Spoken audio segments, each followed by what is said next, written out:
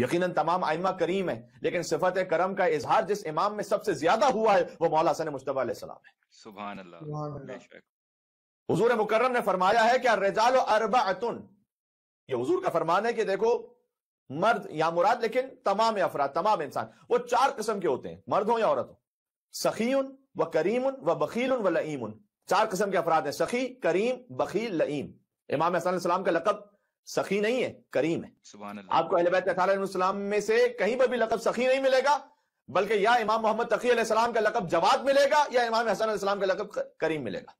اس لیے کہ سخی اور جواد میں بھی فرق ہے اور سخی اور کریم میں بھی فرق ہے، اور وہ فرق یہ ہے کہ فالسخی الذی یاکل و یعطی والکریم الذی لا یاکل و یعطی والبخیل الذی یاکل ولا یعطی واللئیم الذی لا یاکل ولا یعطی۔ یہ حضور نے فرمایا، سخی، کریم، بخیل، لئیم۔ فرمایا لوگ 4 قسم کے ہیں۔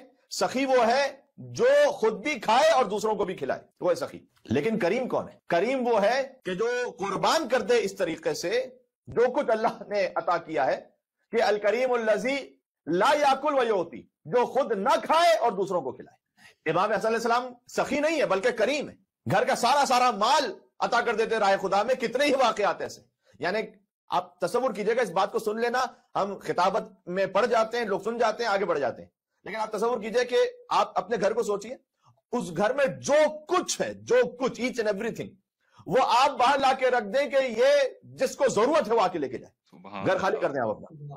اور اس تصور کے ساتھ کہ گھر خالی ہو گیا ہے تو اس کا مطلب یہ نہیں ہے کہ بینک بیلنس کچھ پڑا ہوا ہے، اس لیے کچھ زمانے میں بینک کچھ ہوتے نہیں تھے۔ آج تو یہ بھی امکان ہے کہ چلیں ٹھیک ہے گھر تو خالی ہو گیا لیکن بینک بیلنس ہمارا بہت ہے، وہاں سے ہم پھر گزارا کر لیں گے۔ نہیں، جو کچھ ہے وہ سب کچھ دے دیا، یہ ہے کریم۔ اور اسی کرم کو دیکھ کر بار بار جب حاکم شام کے سامنے مولا کی سخاوت کا اور اصل بات کہوں کہ کرم کا ذکر کیا جاتا تھا تو اسے بڑا برا محسوس ہوتا تھا۔ دیکھیں یہ بھی ایک بات ہے کہ ہر انسان کو وہ ذکر اچھا لگتا ہے جس سے اس کی کچھ سنخیت ہوتی ہے، کچھ میچنگ ہوتی ہے۔ اگر آپ بخیل کے سامنے بار بار کریم کا ذکر کریں گے نا تو اسے اچھا نہیں لگے گا، کیونکہ وہ خود بخیل ہے، لہذا وہ اپنے اندر یا تو وہ گلٹی کانشیس ہوگا یا پھر اسے زیادہ امکان اس بات کا ہے کہ اسے یہ ہو رہا ہوگا کہ اگر کسی کریم کا ذکر ہو رہا ہے میرے سامنے تو جو میرے اطراف میں وہ تو مجھے جانتے ہیں کہ میں بخیل ہوں، تو ظاہر ہے کہ ان کے دل اس کی طرف متوجہ ہو جائیں گے۔ اور بالکل اسی طریقے سے کسی بزدل کے سامنے آپ شجاع کا ذکر کریں اسے اچھا نہیں لگے گا، وہ چھپانا چاہے گا ذکر کو کہ کسی طریقے سے ذکر نہ ہونے پائے۔ اب آپ کو سمجھ میں آیا کہ بہت سے دلوں پر اہل بیت کا ذکر کیوں گرا گزرتا ہے؟ کیونکہ سنخیت نہیں ہے یہاں پر، جوڑ نہیں ہے یہاں پر، کوئی میچنگ نہیں ہے۔ جسے سخاوت پسند ہے اسے سخی کا ذکر اچھا لگے گا، جسے شجاعت پسند ہے اسے شجاع کا ذکر اچھا لگے گا، جسے عبادت پسند ہے اسے زین العابدین کا ذکر بھائے گا، جسے صداقت پسند ہے وہ جعفر صادق علیہ السلام کے ذکر کو سن کر خوش ہوگا۔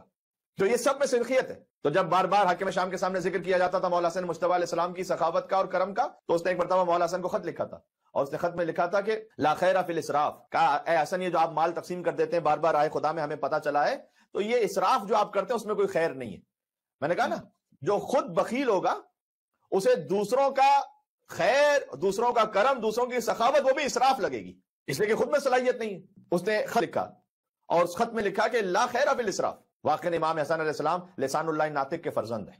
تو لا خیر فی الاسراف جب اس نے خط میں لکھا کہ اسراف کرنے میں کوئی خیر نہیں ہے، لا خیر فی الاسراف، اسراف میں کوئی خیر نہیں ہے، تو امام حسن علیہ السلام نے لمبی تفصیل کے بجائے ایک مختصر سا جملہ، اسی کا جملہ لفظ پلٹ کر کہہ دیا۔